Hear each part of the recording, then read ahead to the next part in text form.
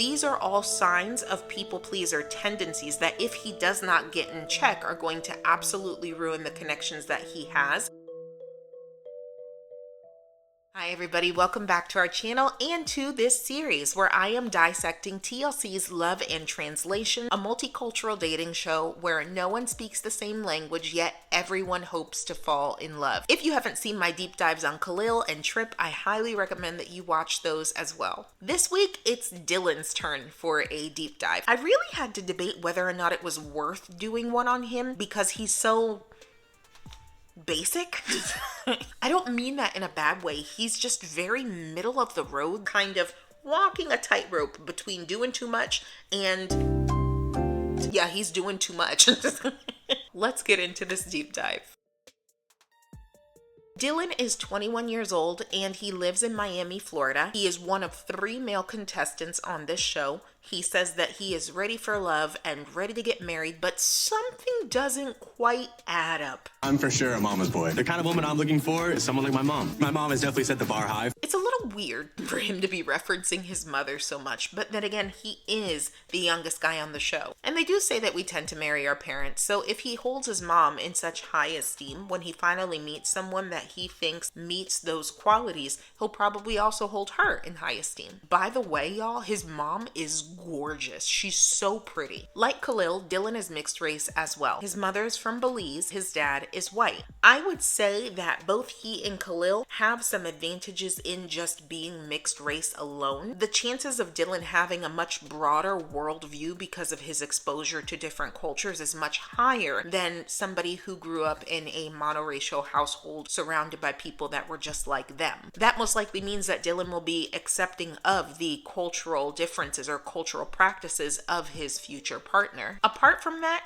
he seems very warm and friendly, and he's got a great laugh. I don't know. I think what keeps Dylan from getting to the same level that Khalil is on are twofold: his age and his mindset. He says a lot of the right things, but he really hasn't set a foundation for his life yet. They might be a little young to look for a wife in the United States. However, people get married very young in almost all the other countries of the world.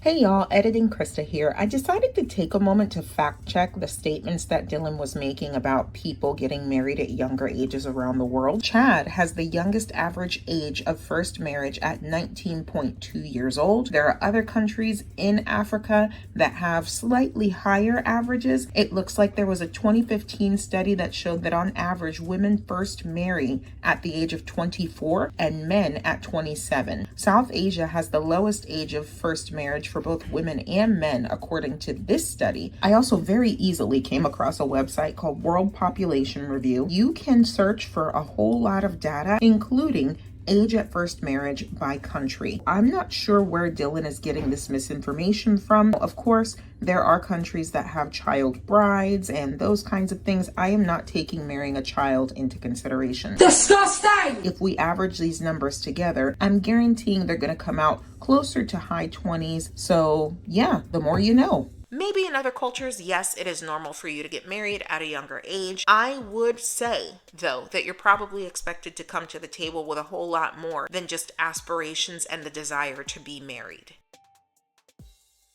On his first night at the villa, just like Trip and Khalil, Dylan is kind of thrown for a loop when he realizes that none of the women speak English. I think he's a nervous laugher. But he does try and mingle and get to know the women instead of sputtering to a stop, so points for him there. During the 2-minute gaze challenge, we get to see a little bit more of Dylan's goofy side. He has a hard time holding it together in what's supposed to be a serious experiment. I might fall in love with you, I don't know. It's not a bad thing, but he's gonna have to keep that part of himself in check if he runs into any serious miscommunications or cultural conflicts down the line. After the 2-minute gaze experiment, Dylan chooses Tulay as his first date. It was a bit disheartening to see how focused he was on her physically and not necessarily on making a connection and having deeper conversations with her. I like your eyes. You're beautiful. How do you say kiss? Of course.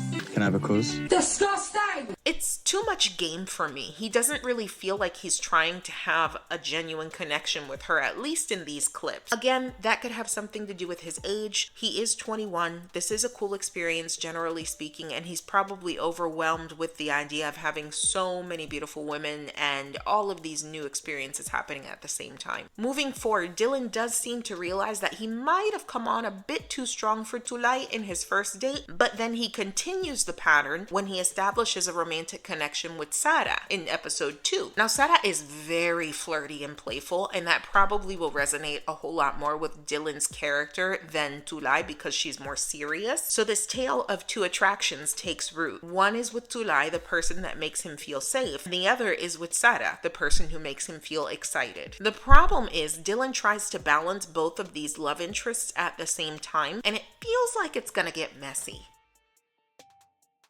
In episode 4, when Dylan and Sarah go on their date, they end up at a beach bar together. Dylan is very flirty, so much so that he doesn't even pick up on the fact that Sarah is really trying to share a part of her life with him. She mentions that she's a lifeguard, and when she imitates blowing a whistle, Dylan takes that as her saying that she wants to resuscitate him and do mouth to mouth. In other words, kiss him. Sarah emphasizes to Dylan that she really wants for him to be more intentional with talking just to her or talking more with her than he speaks to the other women, including Tulay. And he promises that he will do that. I will talk to you. Molto. Yeah.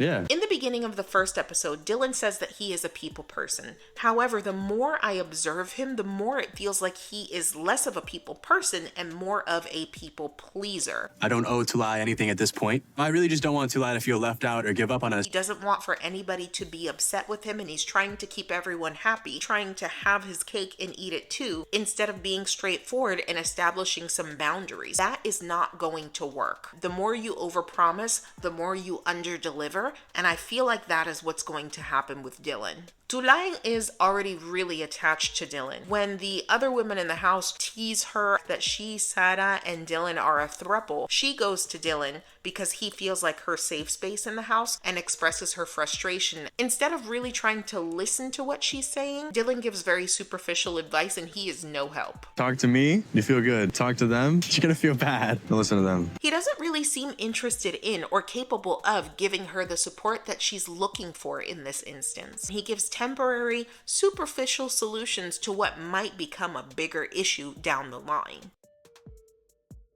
While Dylan's got potential and he expresses a desire for love and marriage, the way he acts and the things that he say go opposite of that, and he really displays a lack of emotional maturity and readiness for a serious relationship. Agreeing even if he disagrees, being unable to say no, avoiding conflict, wanting everybody to like you, these are all signs of people pleaser tendencies that if he does not get in check are going to absolutely ruin the connections that he has and his chances of having more connections in the future. My prediction is that Dylan is going to sleep with Sarah, and that's going to screw up everything. What do you think is going to happen? Is Dylan headed for heartbreak? Will he manage to turn things around in time? Let me know in the comments below. Don't forget to like this video, subscribe if you're new, and tune in next week for the analysis of the end of episode 4 before we plunge into episode 5. As we always say on our videos, with God, all things are possible, and I will see you next Wednesday. Take care.